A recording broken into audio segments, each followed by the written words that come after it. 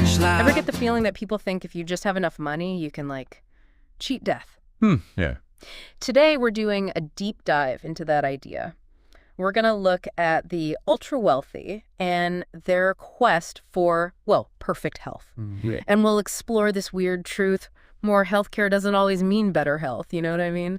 And we'll see what that means, even for those of us who aren't, like, swimming in cash. Yeah. It really is a fascinating paradox. Yeah. I mean, we all want to be healthy, right? Maybe even live forever if we could. Right. And modern medicine has helped us live longer than ever before. That's true.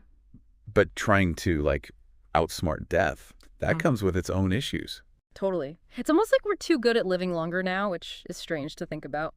But anyway, we've got some really interesting articles about this tech CEO, Brian Johnson. This guy's basically decided his life's mission is to, well, never die. Oh, wow. Yeah, I mean, his daily routine is nuts.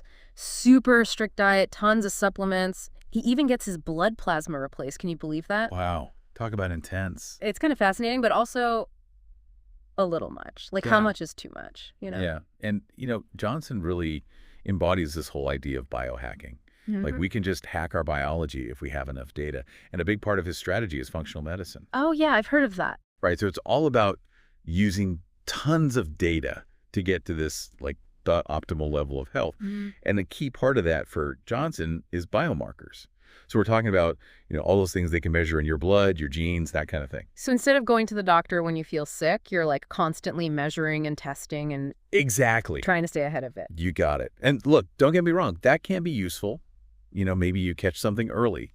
But the thing is, we don't totally understand all these biomarkers yet. Like, Johnson wants to have the gums of a 70-year-old. Really? The gums? Yeah, but like, how do we even know that's good for any 70-year-old? Yikes, good point. It's like you're fiddling with all the settings on this super complicated engine, but you don't really get how it all works yet. So you might actually be messing things up. Yeah, I see what you mean. Like that saying, if all you have is hammer, everything looks like a nail. Yeah. If you're always looking for problems, you'll probably find them, even if they aren't really there. Exactly. And this all ties into a big issue with too much medical testing, especially full-body scans. Oh, yeah. I mean, sometimes they're necessary, but they can also lead to all sorts of unnecessary stress and interventions. How so? Well, they might find something called an incidentaloma. An incidentaloma? That sounds kind of scary. What is that? Basically, it's something that shows up on the scan. It's Uh-huh. not actually a problem. Say they do a scan and see a little nodule in your lung. Okay. Well, tons of people have had pneumonia, right? Right. That can leave a tiny scar, and it shows up on a scan. But just by looking, doctors often can't tell if it's harmless or something worse. So you're just stuck with this thing on your scan, and you don't know what to think.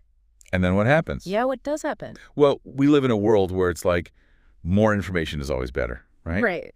So you end up with more tests, maybe a biopsy, even procedures sometimes, Wow. all for something that might have been totally fine in the first place. That's wild. And a little scary, honestly. So it's like this more is better idea can actually backfire. Yeah, especially for people who have the resources to do every test, every treatment. It can get out of hand. Which is where this whole VIP syndrome thing comes in, right? You got it. We'll get into it more, but basically, sometimes having tons of money and resources, it can actually mess with the whole doctor-patient relationship. Wow. Okay, I definitely want to hear more about that. But first, let's talk about this God complex thing in medicine. Yeah. Because now we're getting into some real medical thriller territory. Okay, the God complex in medicine. It's like a little ominous, right? A little bit. It's that whole image of, the brilliant surgeon, Right. maybe a little eccentric, thinks they can fix anything, Yeah. even cheat death. Yeah. Yeah. But the truth is, even the best doctors can get a little too confident, and that could be a problem. Totally. It's like that scene in Malice with Alec Baldwin. Have you ever seen that? Oh, yeah. When he's like, God complex, I am God. Right. Gives me chills every time. But anyway. Well, there's something so captivating about that certainty, Yeah. especially in medicine.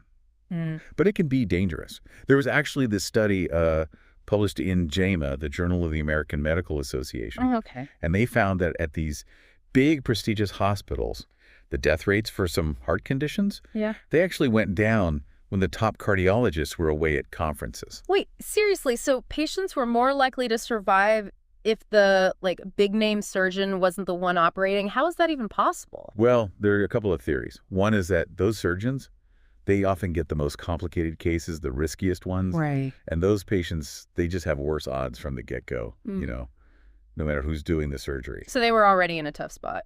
Makes sense. Exactly. But then there's this other possibility. It's a little weird.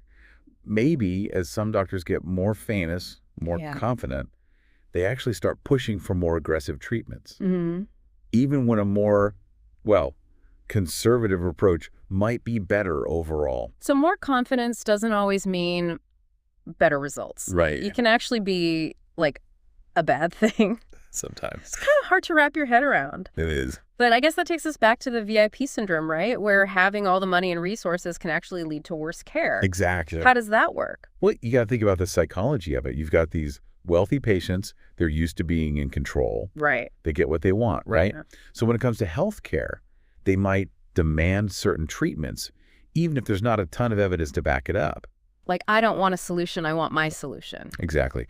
And doctors, they want to keep their patients happy, right? Especially these high-profile patients. Of course. So they might be more likely to give in to those demands, even if it goes against what they think is best. And on the flip side, these VIP patients, they might ignore medical advice, or they shop around for a second opinion, right, or a third, right, until they find a doctor who says what they want to hear. Exactly. And we actually see this in that story about the woman with breast cancer. She kept delaying surgery and chemo, kept getting more opinions. Oh, right. Because she wanted to find a way to beat the cancer without those treatments, She was trying to, outsmart the system almost. Yeah, and it's completely understandable. But unfortunately, it gave the cancer time to grow. And it shows just how much this desire for control, this fear, it can actually make things worse, even with the best doctors and treatments in the world. It's like a reminder that you can't cheat death no matter how much money you have. It is. And sometimes, maybe, fighting it every step of the way. Maybe that's not the answer. It's about finding that middle ground, Yeah. Be proactive, but also accept that there are some things we can't control. Yeah, and maybe remember that doctors, they're amazing, but they don't know everything. So where does this leave us? It's kind of scary to think that even with the best doctors and all the money in the world, we still might not be making the best choices for our health. Right. What should the average person listening to this, what should they take away from all this? Well, I think the big thing is to be an informed patient. Ask questions. Don't be afraid to get a second opinion if something doesn't feel right. You have to advocate for yourself. It's about finding that balance, right? Between trusting the doctors, but also knowing that you have a voice, you have a choice in all this. Exactly. Yeah. And it's also important to remember, not all these new medical advancements are created equal, Right, right. Just because something's new and fancy doesn't mean it's better. Right. Sometimes the simplest things are still the most effective. Like just taking care of yourself, eating right, sleeping enough. Exactly. Yeah. It's like what Dr. Rohan Francis, he's a cardiologist, he always says. Yeah.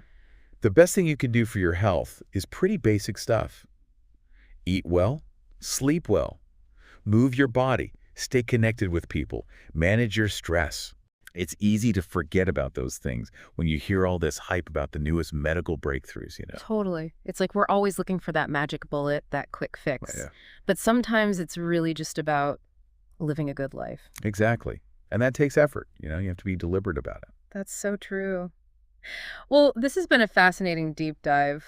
We've talked about this idea of cheating death and the weird downsides of having too much health care. Right. And how important it is to find that balance, that sweet spot between being proactive, but also accepting our limitations. And I think this conversation is only going to get more important as technology keeps changing things, Absolutely. So we'll leave you with this. In a world obsessed with doing more, having more, how much is enough when it comes to healthcare? That's something to think about.